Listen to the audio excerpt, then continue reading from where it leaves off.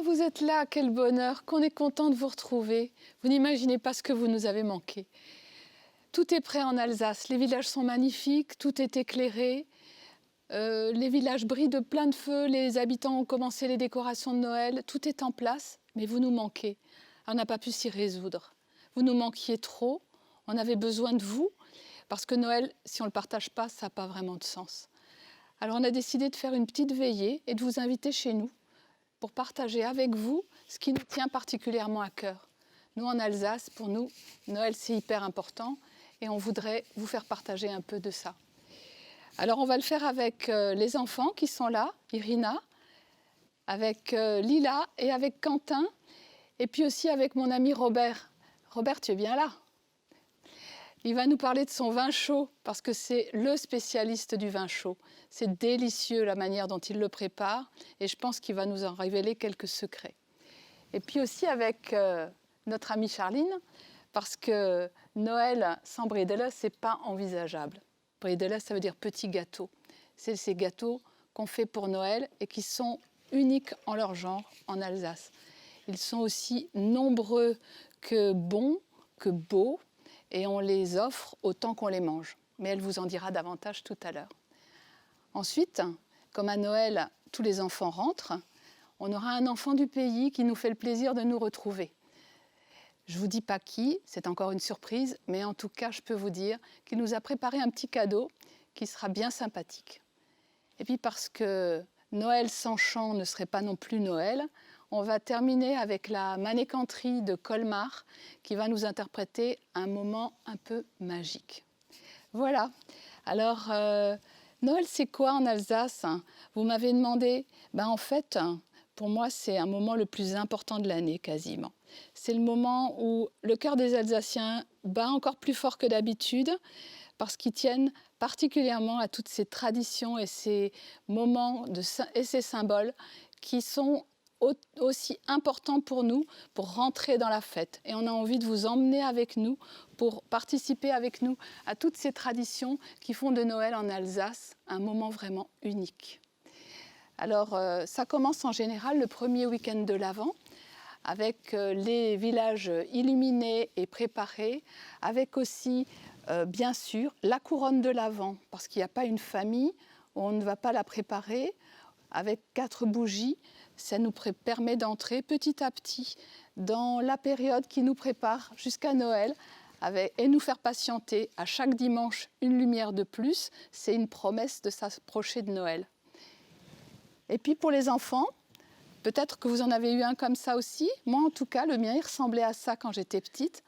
Un calendrier de l'Avent, avec des images qu'on ouvre au jour le jour et qui nous disent à quel point on va chaque fois se rapprocher un peu plus de cette journée extraordinaire et qu'on attend tous, qui est Noël.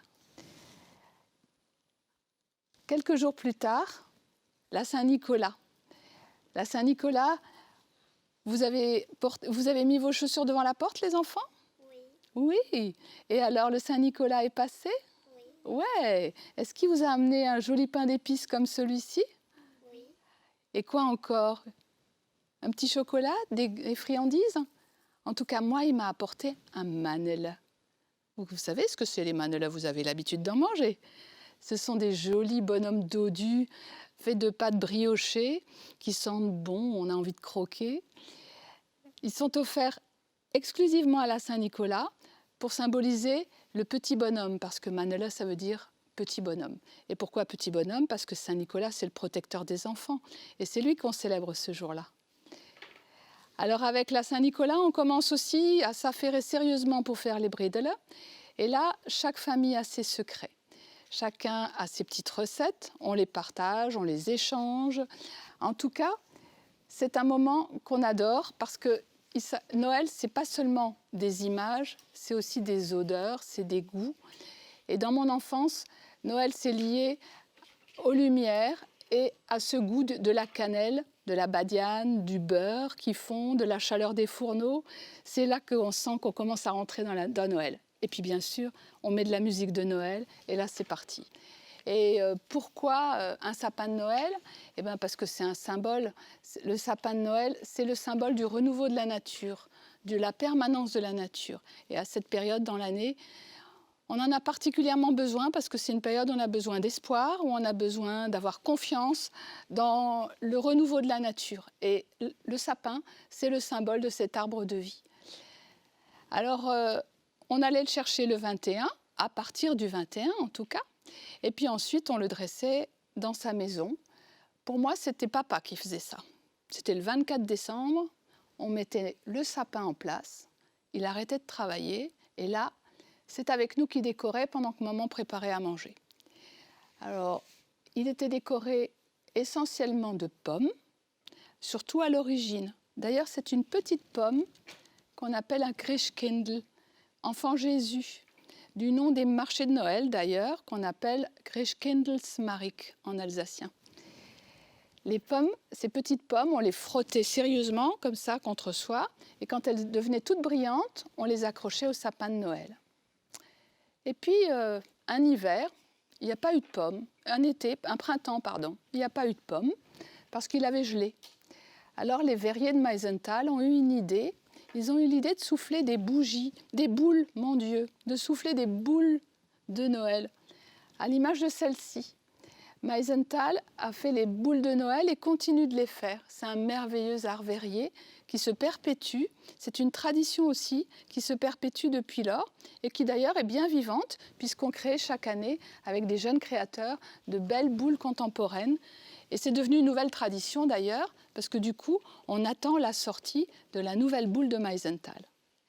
Et puis on a aussi mis des hosties. Ça faisait partie des éléments symbolique que l'on mettait sur le sapin de Noël. Alors aujourd'hui, on le décore avec encore plein d'autres choses, avec des douceurs, avec des gâteaux, avec toutes sortes de petites décorations qui font que ce bel arbre devient le centre de toute la famille et de la maison. Et puis arrive tout doucement le 24 décembre au soir. Là, en Alsace, ce n'est pas réellement, à proprement parler, le réveillon qui est le centre de la fête. C'est plutôt justement la veillée de Noël. Là, on va s'installer autour du sapin, comme on le fait ici. On va chanter, on va éventuellement prier, en tout cas, on va lire des textes. On va passer un moment en famille, dans la chaleur de ce moment où on n'a plus particulièrement besoin des uns des autres. On essaye d'ailleurs de penser à quelqu'un qui est tout seul, et on l'invite parce que Noël, c'est par définition un moment de partage. Et c'est encore plus beau et encore meilleur quand on a l'occasion de faire profiter d'autres, de le partager avec eux.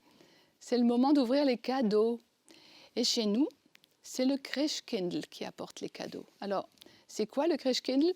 C'est un personnage qui ressemble un petit peu à Sainte Lucie, avec un voile blanc. Elle ressemble un peu à un ange, c'est une femme. Et elle vient avec le Honstrop. Le Honstrop, qui est l'équivalent du père Fouettard, évidemment, pour réprimander un petit peu les enfants qui n'auraient pas été sages. Et pour remercier ceux qui l'ont été, le Christkindl apporte chez nous les cadeaux. Une fois qu'on a profité chacun de ces cadeaux, arrive doucement l'heure de la messe de minuit pour ceux qui y vont, et en tout cas, l'occasion de boire encore un vin chaud supplémentaire. N'est-ce pas, Robert ? Oui, Anne-Catherine, tu parlais du vin chaud. Alors oui, une institution, c'est clair. Alors là, je suis en train de le préparer. En fait, j'en prépare suffisamment pour toute la famille. Comme tu l'as dit, hein. Mon Dieu, on en boit avant, pendant, après. Non, ça c'était l'avant. Non, c'était autre chose, ça. Mais on en boit déjà, c'est sûr, avant Noël. Nous, dans nos familles, de toute tradition, novembre, fin novembre, hein, le premier week-end de l'Avent, il y a du vin chaud. Il y a du vin chaud, pourquoi ? Parce que nous, on travaille dehors, on travaille dans la nature, hein, on est des vignerons, et quand on rentre des vignes le soir, non seulement on a soif, mais on a surtout froid, on se réchauffe, hein, et c'est très bien. Bien sûr, Noël, tu parlais de cette ambiance, de ces odeurs, cannelle, badiane, etc. Bien sûr, ça fait partie de ces traditions. Les dames nous font les bredel, on en a parlé, c'est formidable. Les épices sont là, les hommes, ben, mon Dieu, que de prendre bêtement du vin, ben, ils rajoutent ces épices qui nous font chaud au cœur, hein, qui nous font chaud, pas qu'au cœur, hein, qui nous font chaud des fois aussi à la tête, parce que nous, les vignerons, on prend du vrai vin. Hein, on ne va pas le diluer. Vous avez vu, j'ai ouvert une bouteille, c'est du vin AOC, c'est de notre production. Il y a de l'amour dans la bouteille, il y a du soleil dans la bouteille. Hein, et on va rajouter, bien sûr, des épices, du sucre de canne, forcément. Hein, la badiane, la cannelle, enfin, vous voyez tout ça, les oranges, des citrons, si on veut. Les citrons, peut-être moins. Les oranges, alors. Les oranges, d'ailleurs comme le citron, si vous les utilisez, il y a un truc vraiment important, c'est bien les peler à vif, hein, ne pas prendre le blanc. Le blanc vous ramène de l'amertume, c'est pas bon. Hein, bien les couper à vif, hein, de bien les peler. Attention, il ne faut pas se couper dans les doigts, parce que sinon ça va faire du vin chaud rouge. Parce que quelque chose que je ne vous ai pas dit, le grand secret, hein, le vin qu'on utilise, c'est du blanc. C'est du blanc. Et ce n'est pas du rouge. Et c'est vraiment dans nos vieilles traditions. Pourquoi on utilise du blanc? Parce que dans le temps, les vignerons, en Alsace, ils n'avaient pas de rouge. Ils utilisaient ce qu'ils avaient eux à la maison. Hein, ils n'avaient pas les sous pour s'acheter des vins qu'ils ne produisaient pas. Donc, ils prenaient leur production. Hein, donc, vin chaud blanc. Et donc, je reviens, moi, aux fruits. Hein, vous voyez, hein, vraiment à vif, hein, pas de blanc. On coupe ça en petits dés. Vous allez voir ça. Ça se rajoute à tous ces arômes, tous ces épices de Noël. On parlait de la cannelle, badiane. Le clou de girofle, je n'en ai pas parlé, parce que tout le monde n'en met pas. Mais moi, j'en mets un petit peu. Ça donne des belles notes aussi bien boisées, hein, qui se marient très bien avec le vin. Voilà. Hein. Bon, on va les épluchures, on ne va pas les mettre avec. Hein, voilà, on va rajouter ça. Non, j'ai déjà fait une petite préparation parce qu'il y a autre chose qui est très important dans l'élaboration du vin chaud. D'ailleurs, qu'il soit blanc ou rouge, hein, il faut faire frémir le vin, pas le faire bouillir. Hein, si on le fait bouillir, c'est foutu. Café bouillu, hein, café foutu, le vin chaud, c'est exactement la même chose. On va perdre tous ces arômes, les arômes du vin, les arômes des épices, les arômes du fruit. Hein, donc, les laisser mijoter, les laisser macérer le plus longtemps que possible. Là, celui-là, je l'ai préparé déjà depuis 2 heures.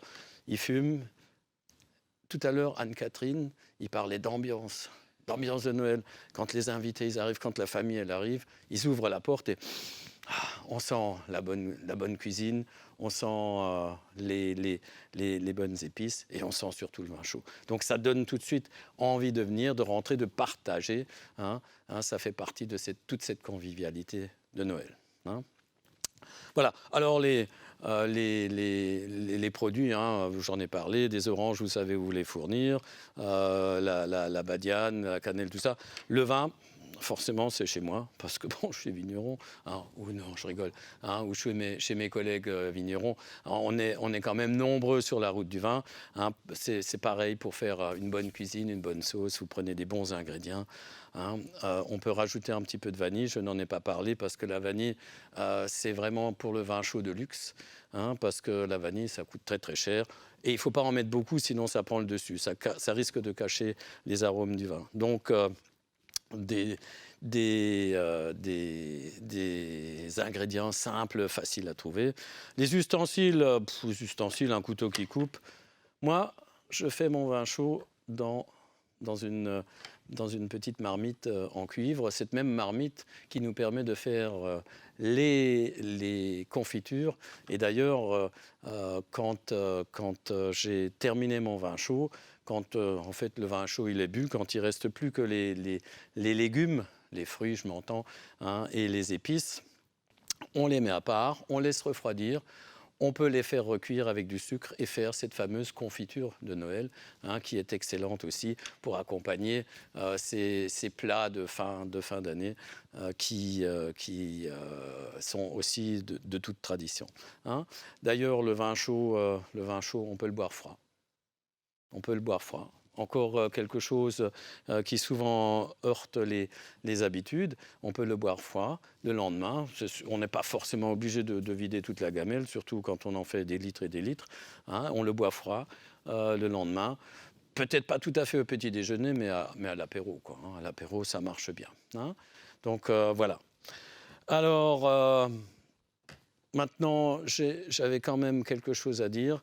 J'ai un caméraman là qui m'a un petit peu chauffé parce qu'il me parlait du vin blanc, il me regardait, il dit mais attends, c'est du vin chaud au blanc, mais on ne connaît pas ça, c'est pas bon.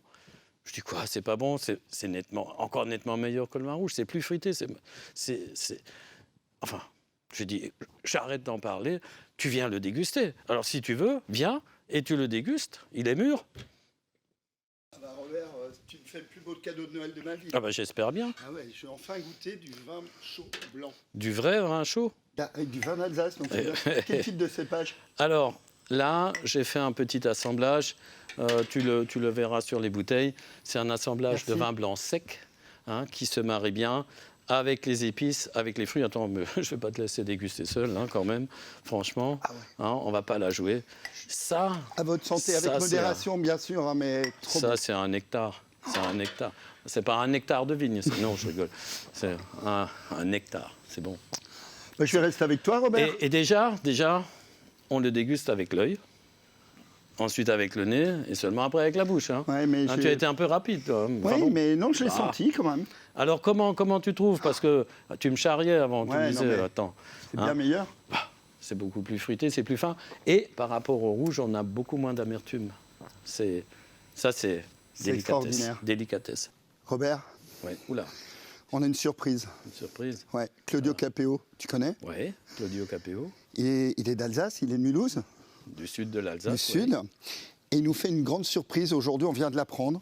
Il est venu spécial pour ce Noël en Alsace, le live, nous présenter à la boutique aux étoffes à Mulhouse, nous présenter son nouvel album.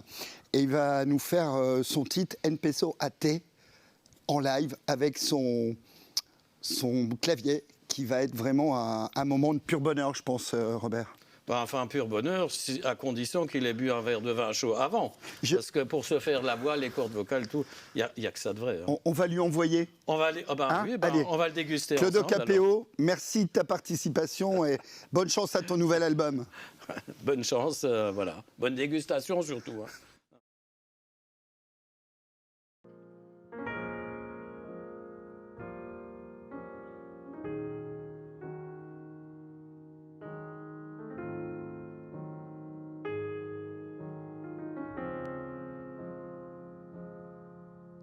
Io lavoro e penso a te, torno a casa e penso a te, le telefono e intanto penso a te. Come stai? E penso a te. Dove andiamo? E penso a te. E sorrido, abbasso gli occhi e penso a te. Non so con chi adesso sei, non so che cosa fai, ma so di certo a cosa stai pensando. È troppo grande la città per due che come noi non sperano, però si stanno cercando. Cercando,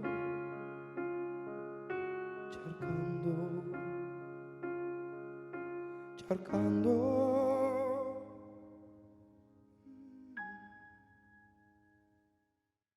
Scusa, è tardi e penso a te, t'accompagno e penso a te, non c'è stato un divertente e penso a te.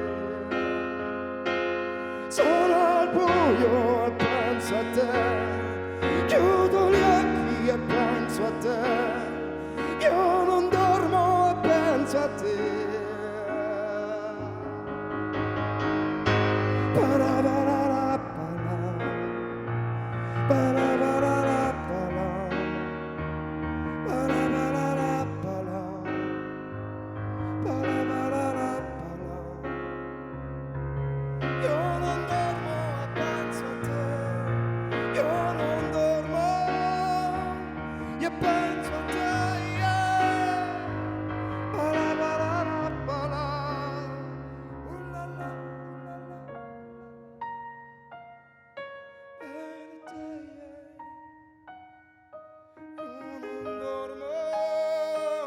E penso a te, yeah, yeah, yeah. Bala, bala, bala.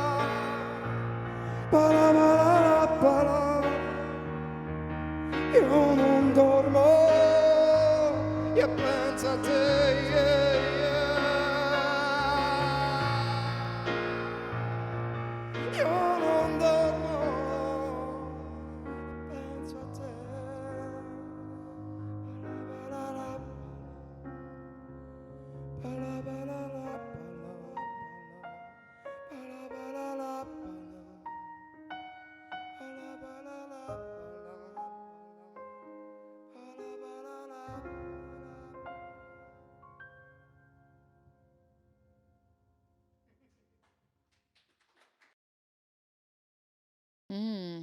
Délicieux, quelle délicieuse odeur, la cannelle, la badiane.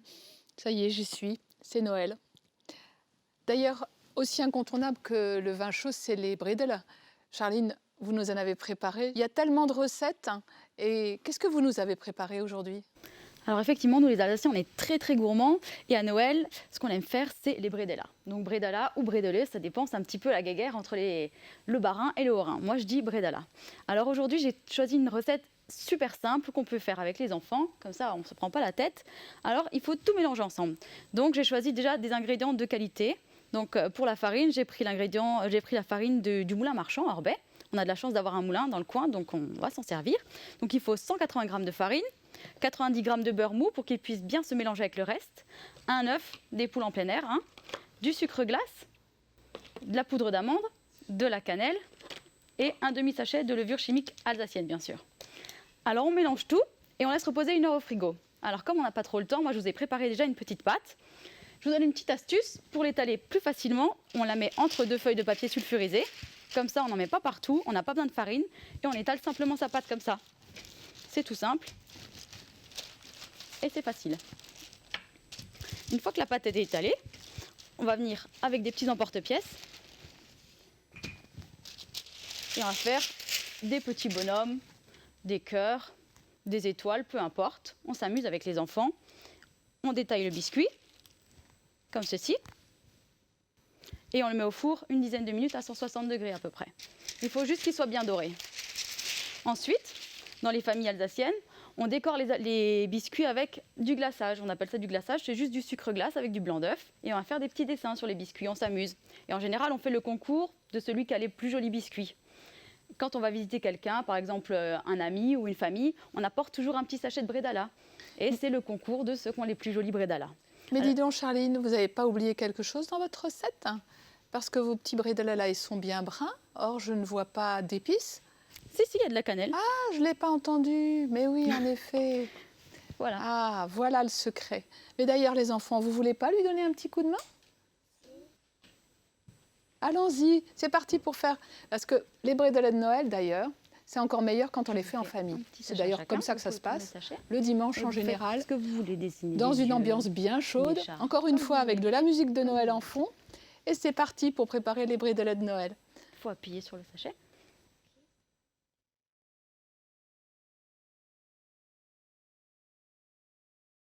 Ouais, super. Ah, quelle application! C'est pas facile au début, mais une fois qu'on a le coup de main, après, ça va tout seul. Alors, les emporte-pièces, c'est d'ailleurs un peu comme les boules de Noël. On en achète chaque année l'une ou l'autre en plus pour avoir encore une plus grande diversité de petits gâteaux. Et vous en avez sûrement beaucoup, Charline? Ah oui, j'en ai beaucoup, de toutes les formes, de toutes les tailles. J'ai ceux de ma mamie, ceux de ma maman. On en a énormément, c'est vrai. Encore un point important, c'est que ça se transmet. Voilà bien une chose qui se transmet de mère en fille, de sœur en belle-sœur, en cousine. C'est ça. C'est bien la tradition et les moules et les recettes de gâteaux de Noël. D'ailleurs, c'est la recette de ma mamie. Ah, Et en plus, elle est très simple, donc c'est facile avec les enfants. Ah, on a un petit bonhomme. Il est joli ton petit bonhomme. Donc voilà, les enfants se sont bien amusés à faire les bredala. On a passé un bon moment en famille ou entre amis. Et maintenant, on va profiter du moment pour décorer le sapin et on va tous vous dire au revoir.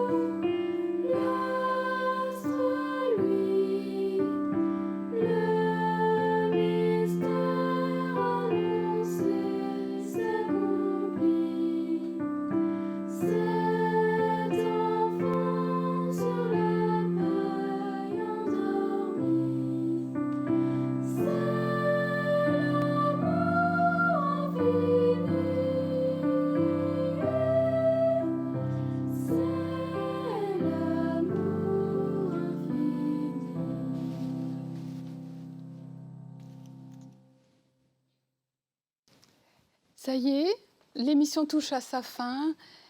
On est à Noël. Merci à vous toutes et tous de nous avoir suivis. J'espère que vous aurez eu autant de plaisir que nous à partager ce moment, que vous aurez peut-être envie d'apprivoiser l'une ou l'autre de nos traditions pour rentrer avec nous dans la douceur des fêtes de Noël. En tout cas, merci aussi à tous ceux qui ont permis et rendu possible cette émission en y mettant tout leur enthousiasme. Et tous les Alsaciens se joignent à moi pour vous dire un beau, joyeux et doux Noël. En tout cas, ce qui est certain, soyez-en sûrs, c'est que Noël sera toujours Noël en Alsace. Alors, on compte sur vous, prenez soin de vous et à très bientôt.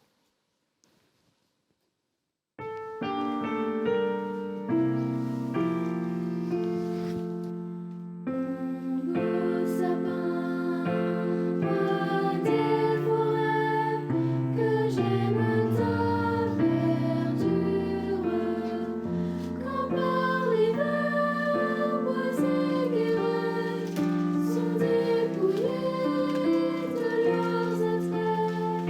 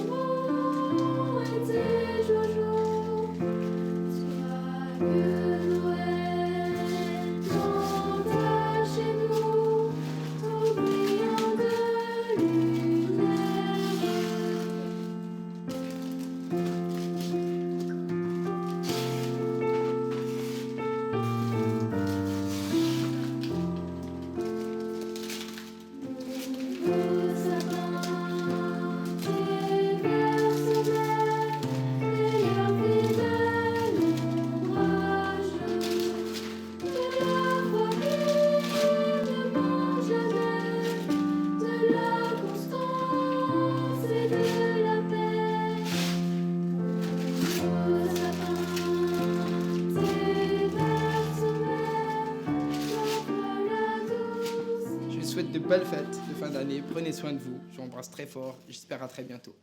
Salut tout le monde.